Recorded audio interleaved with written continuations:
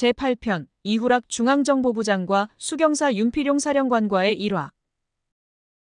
도사가 가져야 할 덕목 중에 하나는 조용하고 감출 것은 감추어야 한다는 것입니다. 자기가 예언할 수 있다고 해서 모든 것을 다 밝히는 것은 때로는 치명적인 약점이 될 수가 있습니다.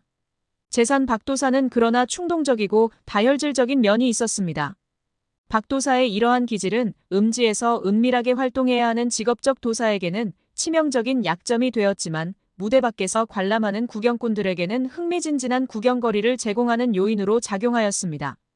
대표적인 예가 유신을 유신이라고 규정한 것이고 그 외에도 수많은 정치인과 재벌 회장들과의 사이에서 차마 공개하기 어려운 여러 충돌이 있었습니다.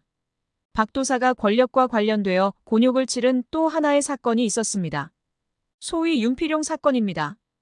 1973년 4월 당시 수경사령관이었던 윤필용 장군이 모반기도 혐의로 보안사령부에 의하여 체포된 사건입니다. 이 사건으로 31명의 군 수뇌부가 옷을 벗어야만 하였는데 사건의 발단은 이렇습니다. 유신 선포 후 계엄령 아래 궁정동의 한 식당에서 윤필용 수경사령관과 이후락 중앙정보부장이 식사를 하면서 이야기를 주고받았습니다. 윤 장군이 각하가 노쇠하니 건강이 약해지기 전에 물러나시게 해 우리가 모시고 후계자를 내세워야 한다는 이야기를 이후락 중정부장에게 하였습니다. 그러자 이 부장이 각하가 물러나면 다음엔 누가 되느냐고 묻자 윤 장군은 형님이 있지 않습니까? 라고 대답하였다는 것입니다. 이 대화 내용이 박 대통령에게 즉각 보고되었고 이는 모반 사건으로 간주되어 당시 박종규 경호실장과 강창성 보안사령관의 주도하에 수사가 시작되었습니다. 수사는 부산에서 영업을 하고 있던 박도사에게까지 뻗쳤습니다. 평소 이후락 정보부장이 점쟁이들에게 뭘 물어보기를 좋아하는 스타일인 만큼 이 부장과 알고 지내는 박도사를 데려다가 취조를 하면 어떤 정보가 나올 것이라고 판단하였던 것입니다. 적어도 대권에 야심이 있었다면 자기 단골 점쟁이에게는 그 사실을 털어놓고 상의하지 않았겠느냐는 추측을 했던 것입니다. 자기 운명이 과연 대권을 잡을 수 있는 운명이 되는가 하고 말입니다. 보안사 수사팀은 이후락, 윤필용과 평소 왕래가 있었던 부산의 박도사를 그 파트너 점쟁이로 찍었던 것 같았습니다. 여기서 이후락의 이판사판에 관한 정보 수집 형태를 알아볼 필요가 있습니다. 이후락 씨는 초안지의 장량과 같은 인물로 평가됩니다. 이렇게 말하면 이후락 씨를 높이 평가하는 것이냐 비판할 수 있지만 그가 중앙정보부장으로서 행했던 악업과 선업의 차원을 떠나서 한 개인이 명철보신하는 데 관계되는 판단의 유형만 놓고 보면 그렇다는 이야기입니다. 초안지에서 보면 한 씨는 어물거리다가 타이밍을 놓쳐 유방에게 잡혀 죽었지만 장량은 한 건 챙긴 다음 미련 없이 산으로 도망가 명철보신한 사례입니다. 이후락도 역시 12.6 사건 이후 낌새가 이상하게 돌아가자 경기도 이천 도자기 공장으로 숨은 다음 나오지 않았습니다. 박정희 대통령 사후 그와 관계된 권력자들은 대부분 죽거나 숙청을 당했는데 이후락 씨만은 그 고초를 빠져나갔습니다. 명철보신의 판단 차원에서만 놓고 보면 그는 초안지에 등장하는 장량만큼이나 노련한 판단을 보여주었습니다. 이후락은 각종 정보 채널에서 올라오는 정보 수집에 있어서도 치밀하였지만 이판의 정보어, 즉 본인이 이름난 고승이나 도인, 그리고 술객들과의 접촉 과정에서도 본인에게 필요한 정보라고 여겨지면 선입견 없이 수용하는 성향이었습니다. 그는 많은 술사들과 어울렸고 숙명통이 열린 고승들과의 만남을 통해 자신 인생의 진퇴를 수시로 상의하는 스타일이었습니다. 이들을 무시하지 않을 만큼 그는 노련한 인물이었다는 이야기입니다. 이후락 씨는 재임 시절 정말 많은 고승이나 술객들을 만났는데 그 범위가 정말 다양하였습니다. 그는 부산기장의 묘관음사에 계시던 향곡스님까지 만난 적이 있습니다. 향곡스님은 1960년, 70년대 한국 불교계를 풍미한 대선객으로 그 우람하고 호탕한 풍모에다가 한 방에 원숭이와 여우들을 날려버리는 선기는 당대 제1이었습니다. 70년대 중반 어느 날 현직 정보부장이던 이후락이 묘관음사의 향곡스님을 방문하였습니다. 이 부장도 불교에 조예가 있어서 벽암록 정도는 읽었으므로 선사를 만날 때는 첫 물음을 선문답으로 시작해야 하는 정도는 알고 있었습니다. 이후락은 대뜸 어찌 이 골짜기에는 향기가 나질 않습니까? 하고 한 초식을 날렸습니다. 향곡 스님의 이름이 향기향자의 꼴 곡자니까 이렇게 빗대서 물은 것입니다. 그러자 곧 바로 향곡 스님의 대답이 날아왔습니다. 선문답은 0.5초 내에 나와야 합니다. 3초 후에 나오면 이는 선문답이 아닙니다. 향곡스님 네 이름이 후락이라고. 네 후라이 잘 치게 생겼다. 현직 정보부장의 이름을 후라이에 빗대서 패러디한 것입니다.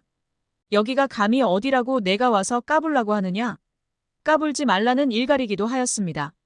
나는 새도 떨어뜨린다는 유신 시절의 현직 정보부장을 향해서 후라이 잘 치게 생겼다고 한방 날리는 향곡스님의 칼날은 역시 천하 명검이었습니다. 졸지에 한 칼 맞은 이 부장은 큰 법문 들었습니다 하면서 그 자리에서 큰 절을 3번 올렸습니다. 만약 저질 같았으면 이런 모욕을 당하고 저 영감탱이 당장에 잡아넣어 남산지하실에 가서 뜨거운 맛 좀 보아야 하겠구만 이라고 했을 텐데 그 대신에 공손하게 3배를 올릴 정도의 교양과 견문은 간직하고 있었던 셈입니다. 아무튼 이후락은 사판의 정보 수집에도 열심이었지만 방외의 인물들을 만나면서 이 판에 관한 정보 수집에도 관심이 많았다는 사실을 기억해야 합니다. 1973년 3월 무렵 부산 동대 신동 박도사의 2층 집에는 기관원들이 들이닥쳤습니다. 대문 밖에는 검정 지프차가 대기하고 있어서 온 동네 사람들은 간첩 잡으러 기관원들이 출동한 줄 알았다고 합니다.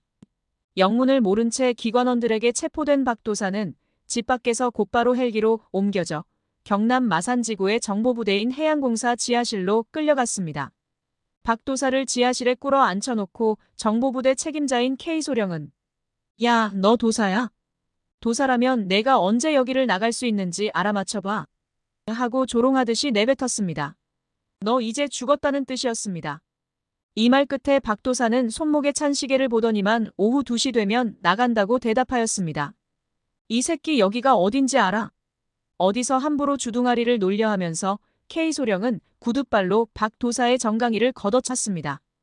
그런데 2시가 되자 갑자기 사령부에서 그 친구 지금 즉시 서울로 이송해 와라는 전화가 왔습니다. 깜짝 놀란 K소령은 박도사를 서울로 이송해가면서 태도가 180도 바뀌었습니다. 호칭도 이놈, 저놈에서 선생님으로 바뀌었습니다. 호송 헬기 안에서 제 팔자는 앞으로 어떻게 되겠습니까? 저희 집 아들놈 사주도 한번 봐주십시오라는 인생 상담을 정중한 태도로 드려야만 하였습니다. 서울로 이송된 박도사는 서빙고 지하실에 다시 수감되었습니다. 보안사에서는 중앙정보부의 이후락 부장이 관련된 사건이라서 혹시 중앙정보부에다 박도사를 중간에 뺏길까봐 취재원을 신속하게 안전한 곳으로 옮겨야만 했던 상황이었습니다. 서빙고에 구금된 박도사는 보안사 요원들의 취조를 받아야만 했는데 취조의 내용은 이후락과 윤필용이 너에게 와서 대권에 관한 점괘를 물어본 적이 있느냐 하는 것이었습니다. 시원한 대답이 안 나오자 요원들은 박도사에게 고문을 가하려고 하였습니다. 그 과정에서 약간의 망설임이 있었습니다. 박도사를 데리고 온 K소령으로부터 박도사의 신통력을 전해들었던 까닭에 다른 사람같이 무대뽀로 때릴 수는 없는 상황이었던 것이 아닌가 싶습니다. 그 위기의 순간에 박도사는 서빙고 지하실에 모여있던 보안사 요원들에게 으름장을 놓았습니다. 너희들 지금 나를 때리려고 하는데 나를 때리면 너희들 다 잡혀간다. 아마 사흘이면 잡혀갈 것이다. 과연 사흘 후에 보안사 요원들 17명이 뇌물수수 혐의로 모두 체포되었습니다. 박도사의 예언이 사실로 입증된 것입니다. 추측컨대 중앙정보부 쪽에서 보안사에 대한 역공을 시작하는 과정에서 보안사 요원들이 뇌물 혐의로 잡혀갔던 것 같습니다. 이때만 하더라도 박도사의 영빨이 대단한 상태였음을 짐작할 수 있습니다. 보통 사람 같으면 얼이 빠져 있을 위기의 상황에서도 정확하게 자신의 앞뒤를 예측할 수 있었습니다. 서빙고 지하실에 있던 박도사는 다시 강원도 모처의 군부대로 이송되어 9개월간 연금 상태로 지내야만 했습니다. 군부대에 연금해 놓은 이유는 보안사에서 정보부의 박도사를 뺏기지 않기 위한 조처이기도 했습니다. 만약 박도사가 정보부의 이후락 부장에게로 넘어가면 수사를 가하던 보안사 입장에 불리한 증언을 할 가능성이 있었기 때문입니다. 9개월간 연금 생활을 할 때 옆에서 박도사를 도와준 한 사람이 있었습니다.